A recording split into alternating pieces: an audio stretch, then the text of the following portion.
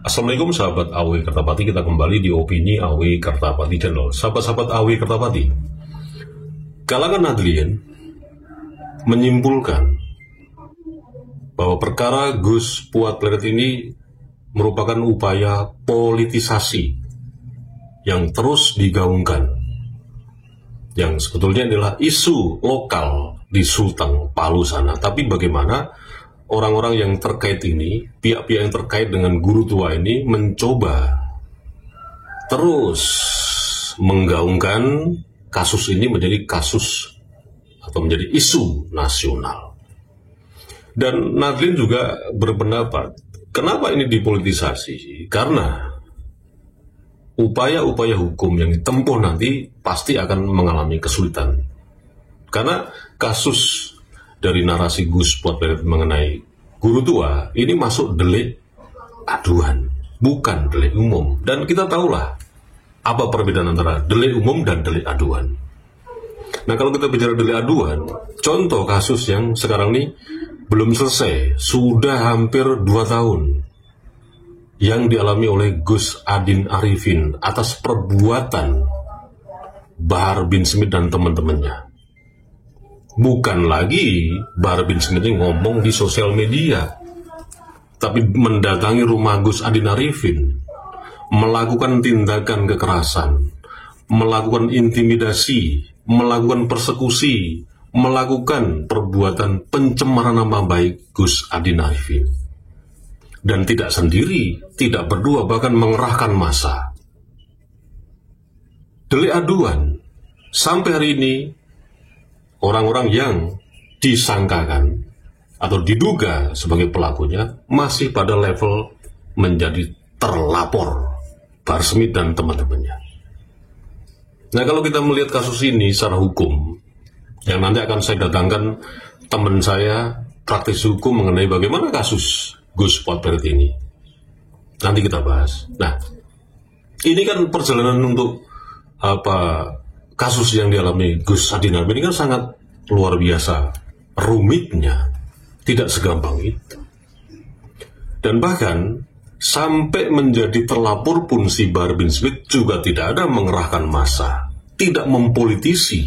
Artinya Gus Adin Arifin tidak mempolitisi, mengerahkan massa, demo dan seterusnya seperti yang dilakukan oleh pihak Al Khairat soal guru tuanya.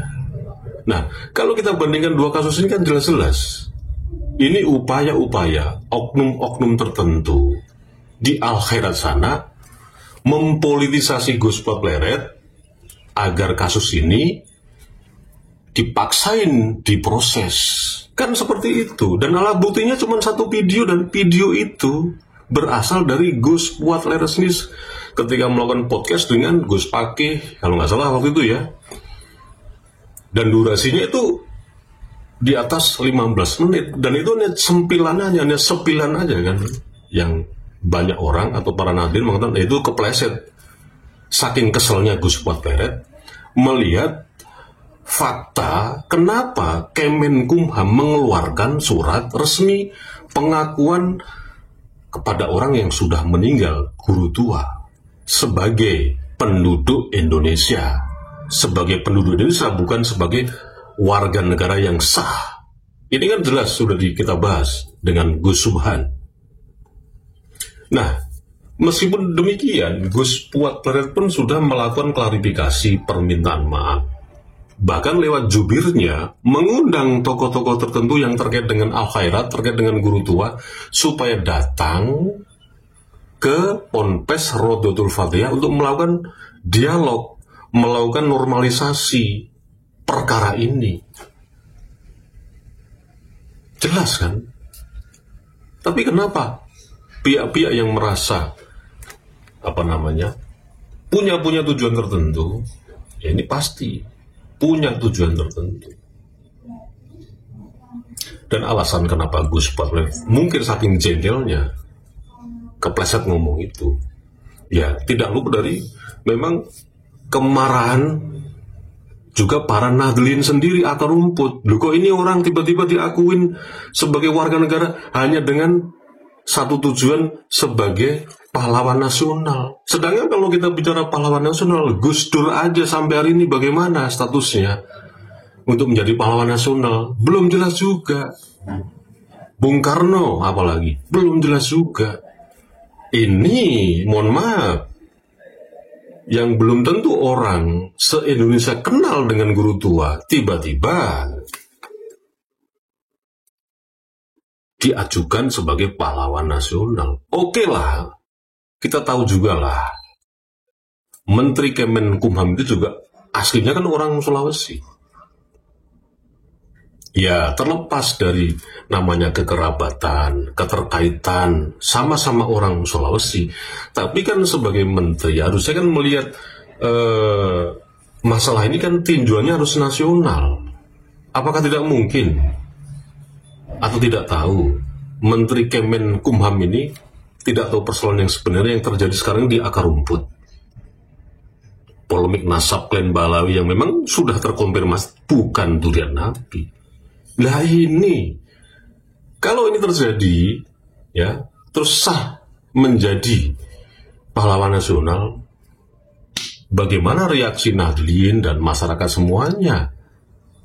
Sedangkan tokoh yang benar-benar tokoh Nahdlatul Ulama Gus Dur aja belum jelas sampai sekarang status menjadi pahlawan nasional. Ini bagaimana sih Pak Menteri ini kerjanya? Kenapa tidak meninjau secara jauh? Terlepas Anda itu punya kekerabatan yang kuat dengan sama-sama orang Sulawesi. Dan saya akui orang Sulawesi memang hebat. Kenapa saya bilang hebat? Orang Sulawesi memang secara kekerabatan menjaga sesama orang Sulawesi memang kuat.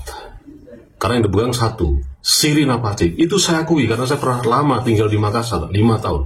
Itu saya akui dan itu saya juga mendapat ilmu pengetahuan tentang Sirina Pace. Lebih penting. Atau harga diri itu lebih penting daripada apapun juga. Kalau disenggol, nyawa orang. Iya, oke lah Pak Menteri. Saya tahu soal itu. Tapi Pak Menteri harus meninjau secara luas, secara nasional. Tidak serta-merta karena beban moral, beban mental terhadap sesama orang Sulawesi terus melakukan tindakan seperti itu.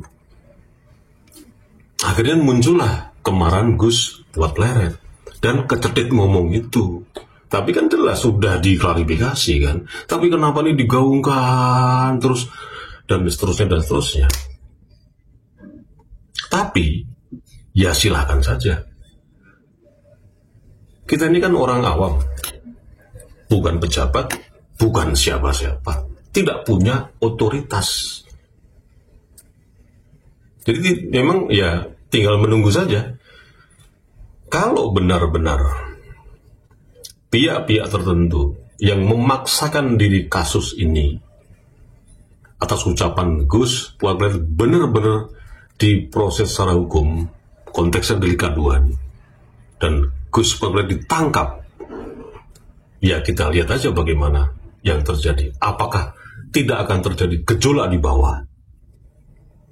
Mau tidak mau, suka tidak suka, eksistensi Gus Pleret lebih diakui daripada eksistensi, mohon maaf ya sekali lagi, guru tua, apalagi sudah meninggal dunia. Tapi silahkan aja, dicoba aja, cek ombak, tangkap Gus Pleret. Kita lihat reaksi di bawah. Jadi mohon bapak-bapak dari kepolisian, khususnya Bapak Kapolri, juga Bapak Panglima TNI, kalau memang benar-benar apa yang disimpulkan oleh para Nahdliyin akar rumput ini bahwa ini merupakan politisasi terhadap Gus Pleret, akhirnya Gus Pleret ditangkap dan terjadi gejolak di bawah, saya tidak bisa membayangkan. Bukan hanya antara Nahdliyin dengan para muhibin yang nanti terjadi bentrok secara fisik. Ini akan meluas kemana-mana dan yang pasti-pasti akan ditunggangi oleh pihak-pihak tertentu yang hari ini terus mengincar bagaimana Prabowo dan Gibran lengser. Apalagi terus mendesak soal ijazah palsu Jokowi, soal SMK, korupsi dan sebagainya. Kalau ini benar-benar terjadi, kita nggak bisa bayangkan. bagaimana konflik berdarah ini akan benar-benar terjadi di negeri ini. Dan jelas kami sebagai seorang warga negara yang sah, lahir di sini, mati di sini, ya akan sekuat tenaga mempertahankan kedaulatan negeri ini. Ikut bersama-sama dengan Bapak Kapolri, Bapak Kepolisian, Bapak Panglima TNI, dan Bapak TNI semua menjaga stabilitas keamanan ini supaya tidak tunggangi orang-orang tertentu yang mencoba memang mengadu domba dan Indonesia chaos. Kita akan terus menjaga keamanan bangsa negeri kita sendiri. Wassalamualaikum warahmatullahi wabarakatuh.